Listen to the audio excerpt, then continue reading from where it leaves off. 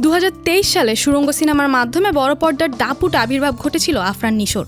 এর পরের 1 বছর ছিলেন লাপাত্তা, কিন্তু এবার সুড়ঙ্গ থেকে বের হয়ে দাগি আসামি হয়ে ফিরলেন নিশো। দাগি সিনেমার টিজার মুক্তি পেতে না পেতেই তৈরি হয়েছে এক অদ্ভুত উত্তেজনা। 11 মার্চ প্রকাশিত 1 মিনিট 8 সেকেন্ডের এই টিজারে ভিন্ন ভিন্ন রূপে নিজেকে উপস্থাপন করেছেন নিশো, যা দর্শকের মন ছুঁয়ে যেতে বাধ্য। টিজারের শুরুতেই নিশানরূপী নিশোর গলায় শোনা যায় এক পিতার দেওয়া পরামর্শ।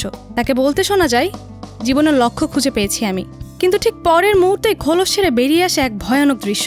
হাত থেকে বয়ে পড়ছে টাটকা রক্ত, যেন দুঃখ, বেদনা, হারানোর ছাপ সব একত্রিত হয়ে তাকে তাড়া করছে।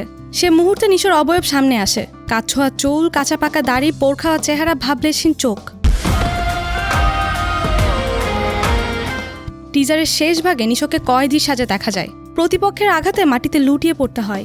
তখনই বাজে সেই ভয়ঙ্কর সংলাপ, জেলের দাগ একবার যার লেগেছে সে দাগই সারাটা জীবন। এছাড়া টিজারে ফুটে উঠেছে এক শ্বাসরুদ্ধকর দৃশ্য, যেখানে তমা মির্জা তার চোখে ভয়ের ছাপ নিয়ে সবার সামনে উপস্থিত। একই সঙ্গে সুনেরা বিনতে কামালের বেদনায় ভরা দৃশ্য আর শহীদুজ্জামান সেলিমের ভয়ঙ্কর উপস্থিতি, সব মিলিয়ে এক ভিন্নধারা থ্রিলার ও এক অনবদ্য রোমান্সের প্রতিশ্রুতি দিচ্ছে এই সিনেমা। SBF আলফা আই প্রযোজিত এই সিনেমাটি মুক্তি পাচ্ছে ঈদে। এই সিনেমাটি নির্মাণ করেছেন শিহাব শাহীন, যিনি তার দক্ষতায় দর্শকদের সামনে তুলে ধরেছেন এক ভিন্ন পৃথিবী। আফরান নিশো, তমা মির্জা, রাশেদ মামুন অপু, শহীদুজ্জামান সেলিম এসব তারকা তাদের দৃষ্টিনন্দন অভিনয়ের মাধ্যমে প্রমাণ করেন যে দাগে শুধু একটা সিনেমাই নয়, এটি একটি অভিজ্ঞতা, একটি বাস্তব গল্প যা হৃদয়ের গভীরে ছাপ রেখে যাবে।